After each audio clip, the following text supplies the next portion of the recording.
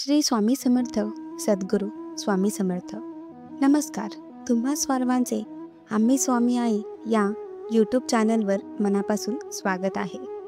स्वामीच्या कृपेने तुम्हा सर्वांच्या आयुष्यात नेहमी सुख, समृद्धी आणि आनंद यावा एवढीच मी आपल्या स्वामींच्या चरणी प्रार्थना करते. भक्त, आज मी तुम्हाला आपल्या नवीन व्हिडिओमध्ये एक स्वामी सेवेकरी ताईचा हा चित्तथारक अनुभव सांगणार आहे, जो ऐकून आज प्रत्येकजण रडेल. काळी चिरणार प्रत्येकाला धक्का, कारण हा दिव्य अनुभव प्रत्येक स्वामी भक्तांनी शेवटपर्यंत बघा. आणि जे आपल्या चॅनलवर नवीन असतील त्यांनी लगेच आपल्या चॅनलला सबस्क्राईब करा. आजचा अनुभव हा परभणी येथे राहणारा स्वामी सेवेकरी ताई सौ सविता अशोक जोशी या स्वामी सेवेकरी आहे. सर्वप्रथम सर्वांना श्री स्वामी समर्थ. मी स्वाती अशोक जोशी आणि मी परभणी येथून आहे. अनुभव सांगण्यास थोडासा उशीर झाला, त्याबद्दल सर्वात आधी मी सर्वांचे क्षमा मागते. अगदी मागचा काही वर्षापूर्वीची ही घटना. ताई म्हणतात, माझ्या आयुष्यात अडथळे हे खूप होते. आनंद कमी आणि दुःख जास्त होते. खरं तर मी घरच्यांच्या विरोधात जाऊन लग्न केलं, त्यामुळे माझं माहेर तुटला. लग्नानंतर मला एक मुलगी, माझी ही फक्त 2 वर्षाची होती आणि माझ्या मिस्टरांचं बाहेर अफेअर सुरू झालं. आमच्या दोघांमध्ये भांडण वाढत गेली. नवरा ऐकत नव्हता. मला काय करू सुचत नव्हते. शेवटी पुढच्या 2 वर्षात आमचा घटस्फोट झाला. त्यानंतर मी पूर्णपणे एकटी पडली.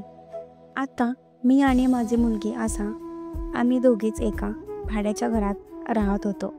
मिस्टर त्यांच्या घरी निघून गेले. मात्र माझी कंडिशन ही खूप खराब होती.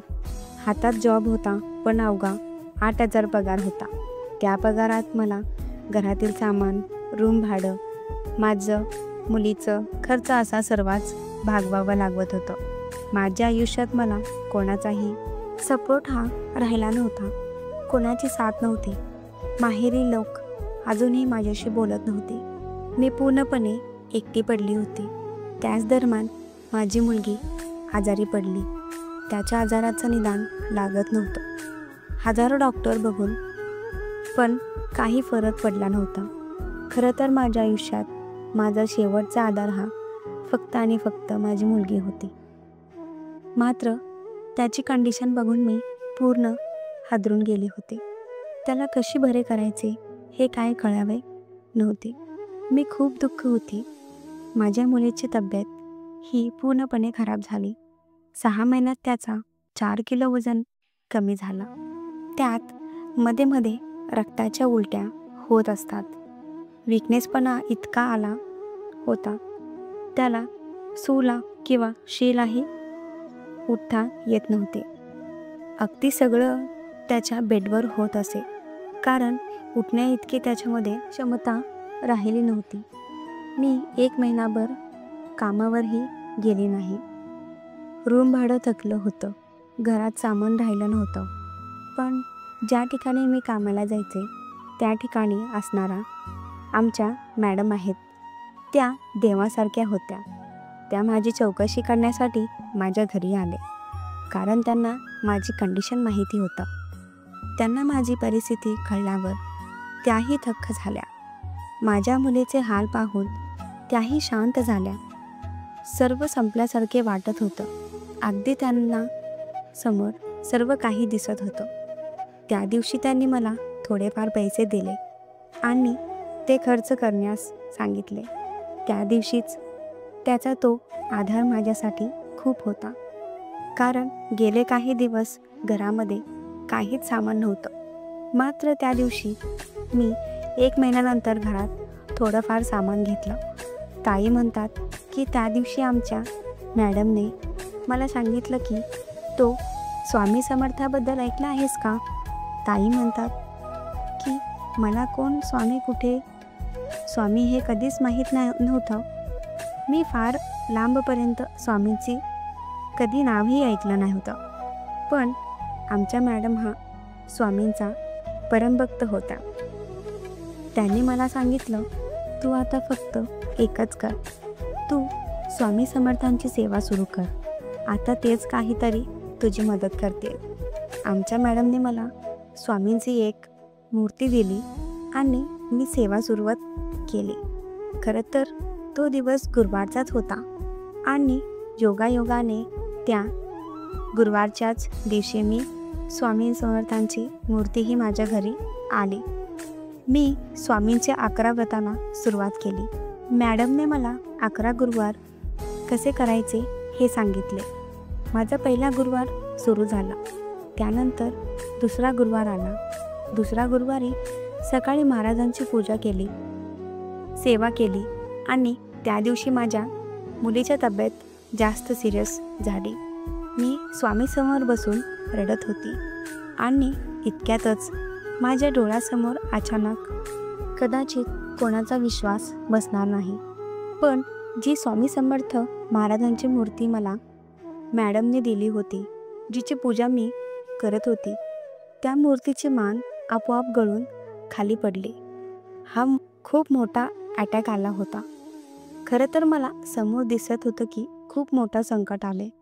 जशी स्वामींची मानही गळून पडली, माझी मुलगी जो आतमध्ये झोपलेली होती ती जोरात ओरडू उठली आणि त्या क्षणात त्याची शुद्ध हरपली.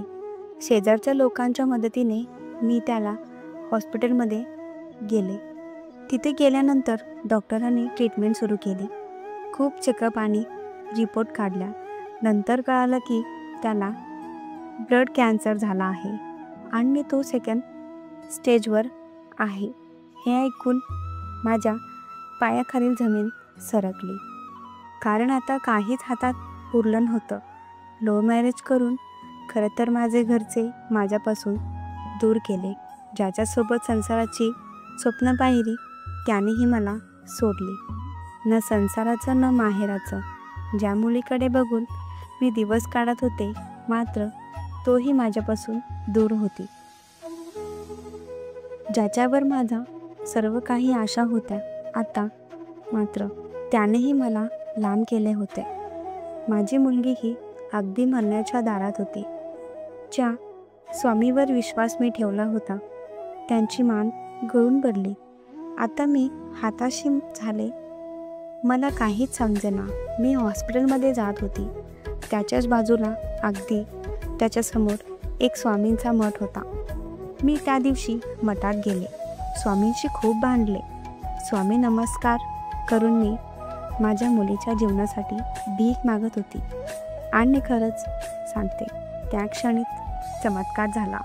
स्वामींना ज्यावेळी मी माझ्या मुलीची जीवनाची भीक मागत होते, त्याचवेळी स्वामीवर चढवलेला जो फूल होता ते माझ्या पायाजवळ पडले. मी 1 मिनिटासाठी स्वामींकडे बघतच राहिली. तेव्हा तिथे असणारा भटजीने सांगितले की स्वामींचा आशीर्वाद आहे, तुमचे जे काही काम असेल ते नक्की होणार. हे फूल जवळ ठेवा. आणि मग मी ते फूल घेऊन मुलीजवळ आले आणि ते फूल मी माझ्या मुलीच्या उशीजवळ ठेवून दिले. डॉक्टरने ट्रीटमेंट सुरू केली, पण खर्च करायला 1 रुपयाही नव्हत्या. त्या दिवसापासून मी फक्त स्वामींच्या आशेवर होते आणि स्वामींनी चमत्कार दाखवायला सुरुवात केली.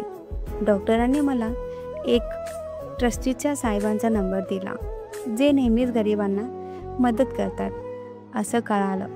त्या साहेबांना जाऊन मी माझ्या मुलीचे आणि माझी कंडिशन सांगितली आणि त्यांना भेटली. जणू काही ते स्वामींच्या रूपात होते. त्या क्षणात त्यांनी मला मदत करण्याचे ठरवलं आणि मला एक चेकही दिली. अजून काहीही लागलं तर सांगा असं त्यांनी मला सांगितलं. काही मदत मला आमच्या मॅडमने केली. तर ज्या लोकांना माझी कंडिशन, माझी परिस्थिती कळायची, त्यांनीही जशी जमेल तशी मला त्यावेळेस मदत केली. त्याच दरम्यान माझ्या माहेर हे सगळं कळालं आणि त्यानेही मला माफ करून जवळ केले. इतक्या वर्ष जे घडलं नव्हतं ते स्वामी कृपेने त्यावेळी मग डॉक्टरांच्या प्रयत्नाने आणि स्वामींच्या कृपाने माझी मुलगी कॅन्सरसारख्या भयानक आजारातून बाहेर पडली. डॉक्टरनी म्हणाले, इतक्या लहान वयात कॅन्सर आणि सेकंड स्टेजला कोणीच वाचणार नाही, पण तुमची मुलगी सुखरूप बाहेर आली. ताई म्हणतात त्यांचे सगळे ऑपरेशन आणि त्यांच्या सगळ्या थेरा या गुरुवारीच होत असायच्या आणि जी काही रिपोर्ट नॉर्मलचे हे देखील गुरुवारच्या दिवशी येत असायची. त्यानंतर मुलीला डिस्चार्ज झाला आणि तोही गुरुवारचा दिवस होता. डिस्चार्जनंतर मी मुलीला घेऊन माहेर गेली. स्वामींची तुटलेली मूर्तीही विसर्जन केली आणि नवीन मूर्तीची घरी आणली. राहिलेले माझे गुरुवार होते ते देखील पूर्ण केले. त्याचवेळी मी एका स्वामी केंद्रात गेली आणि तिथल्या गुरुजींकडे गेले. त्यांना मी सर्व सांगितलं. अचानक स्वामींचे मान कशी गळून पडली. जेव्हा मी त्यांना सगळं प्रसंग सांगितलं, त्यांच्या डोळ्यात पाणी आले आणि तेव्हा ते म्हणाले, तो प्रसंग तुमच्या मुलावर होता, पण स्वामींनी तो स्वतःवर घेतला. स्वतःची मान तुटली, पण त्यावेळेस तुमच्या लेकराला स्वामींनी तारले, कारण तो ब्लड कॅन्सर 6 महिन्यात तुम्हाला कळून आला नव्हता. त्यावेळेस त्याची 3rd स्टेज देखील आली असती, पण स्वामींच्या कृपेने गुरुवारच्याच दिवशी स्वामींची मान गळून पडली आणि तुम्हाला ती बातमी कळली. तुमच्या मुलीला आजारपणाचा निदान लागला. खरं तर सेकंड स्टेजवर असणारा कॅन्सर 2 दिवसात 3rd स्टेजला जातो, पण गुरुवारी ते कळालं आणि तुमच्या मुलीचा वाचवण्याचं यश आलं. ताई म्हणतात त्यावेळी महाराजांची लीला मला कळून चुकली. हे फक्त स्वामीमुळे झालं. खरं स्वामींची मूर्ती माझ्या घरात आली आणि माझं सर्व आयुष्य बदलून गेलं. मुलीला जीवनदान मिळालं. माझी परिस्थिती बदलली. माझ्या आईबाबांनी मला स्वीकारलं. आज ज्या ठिकाणी मी जॉब करत होते तिथे लीडर मॅनेजर पोस्टही मिळाले. आता पगारही चांगला आहे. ज्या दिवशी माझे प्रमोशन झाले होते तोही गुरुवारचा दिवस होता. खरंच हे सगळं स्वामी कृपेने झाले. माझ्या संपलेल्या आयुष्यात फक्त आणि फक्त मला स्वामी धरलं. ताई म्हणतात किती उपकार मानू स्वामींचे, तुमचे कसे ऋणी फेडू मी तुमचे. आज अगदी अनुभव सांगताना मला रडू येत आहे. अगदी माझं अंग थरथर आहे. पण मला सगळं बघताना एकच सांगायचं आहे, ज्यांचं कोणी नाही त्याने घाबरू नका, कारण स्वामीशिवाय आणि स्वामीसारखा सोबती कोणी असू शकत नाही. खरंच उगाची भीतोस, भिऊ पडू दे, जवळ उभी स्वामी शक्ती कळू दे. जगी जन्म मृत्यू असे खेळ ज्यांच्या, नको घाबरू तू सेवाळ त्यांचा. श्री स्वामी समर्थ. भक्तांनो, खरंच अगदी अनुभव तुम्हाला सांगत असताना नकळत माझ्याही डोळ्यात पाणी आले. आजचा हा अनुभव ऐकत असताना कुणाच्या डोळ्यात पाणी आले आणि कोणाच्या अंगावर शहारे आले ते कमेंट बॉक्समध्ये नक्की सांगा. श्री स्वामी समर्थ. जय जय स्वामी समर्थ.